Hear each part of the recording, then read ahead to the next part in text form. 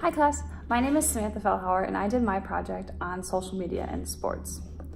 I chose this topic because I wanted to see the positive impacts or the negative impacts on sport and social media because sport management is my major, and so I had a lot of interest in the topic. When talking about the introduction and working on the paper itself, I kind of went back in history to see when sports started. So like the Olympics back in 776 BCE. And then I looked back at like the social media history. So when like Twitter and Facebook became popular and when it started versus that. And when looking at that, I found that there are like both positives and negative sides to sports and social media themselves.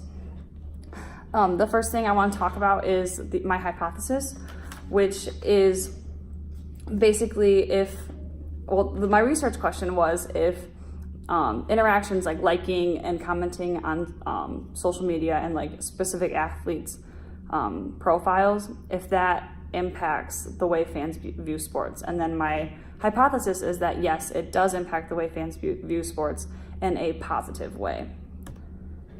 So in my literature review, I broke it down into 3 different sections. The first section was like fans liking and commenting on social media just in general. And then the second thing was the negative impacts that social media has on sports. And then the third thing was the positive impacts that social media has on sports. So the fan comments and likes on social media. I found a lot of different things on this topic because it's common for fans to have for fans to like and follow their favorite teams. So the first thing I looked at was a sport league that they did a study on their Instagram account. So three years ago, they started in like 2015. They looked at their Instagram in 2015, and then they paid attention to how often they post and how many times people like that post and how many followers they get throughout 3 years, so until 2018. And by doing this research, it proved that if they post more often about what they're doing, fans like their content more and are more aware of the situation.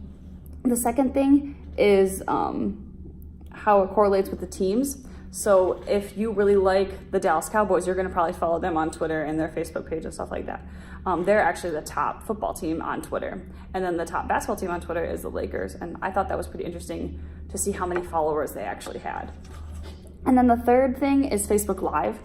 People want to see what their favorite athletes are doing, so they'll follow them on Facebook or on Snapchat. It's a big one too. So like their stories and like see what they're doing at practice or just what they're doing with the community. And fans love to see that kind of interaction. And then the last thing is the giveaways. People love giveaways. Like that's a main reason why people go and attend games and why they follow the accounts on social media, because a lot of times the teams will post, hey, we're having a giveaway on April 12th. Come out to the game and the first 150 people will get a rag towel or something like that. So people really want those free things. Then the next part of my literature review was negativity between fans and teams on social media. The first thing that I found was how emotionally attached fans are to their favorite athlete or their favorite sports team. And so people make like fake profiles to make fun of the people that are making fun of their favorite athletes or things like that. And then the next thing I found was it takes away from the original game.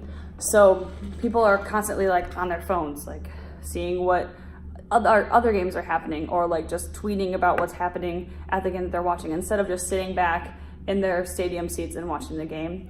And then the third thing is the alcohol sponsorships and endorsements. A lot of times like the family fans for sports, they don't like the fact that beer is like a really big endorsement and a sponsor for fans.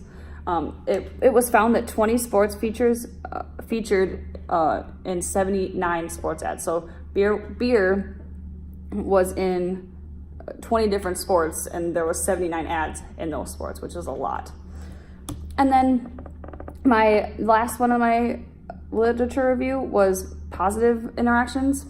And so this was easy way for teams to engage with fans. So people can comment and like on their regular thing, or if like they had a good experience, they can let them know by commenting on Twitter and stuff like that.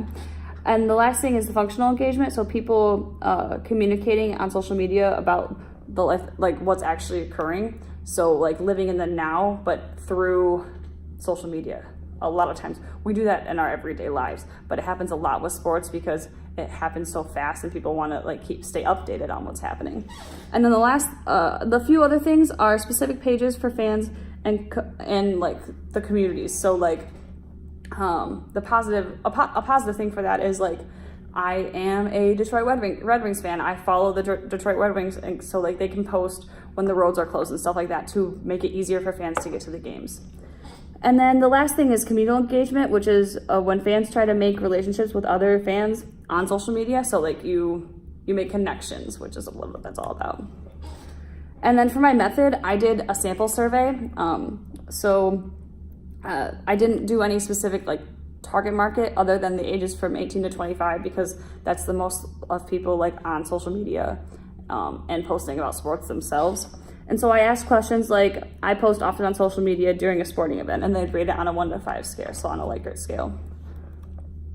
And then some things that I found when writing this paper is I thought it was really easy to come up with a topic because I was super interested in it. I also thought it was pretty easy to find sources because I'm a senior, and finding sources on like the library's website it has come pretty natural to me. And then also the formatting of the paper, because the format was just laid out. All I had to do was fill it in. And then some things I found difficult was choosing a method because I wasn't sure if surveying would be the best method, but like as I went and worked on it, I thought that was the best thing to do. And then getting the correct length, I was worried that I was either typing too much or too little, and so that kind of bothered me sometimes when writing the paper. And rereading the sources, I also had a difficult time with. So what I should have done when I found the sources was like done my annotated bibliography right in there, but I just found them all and then went back, and I found that to be difficult. And then these are my references. So thank you for listening.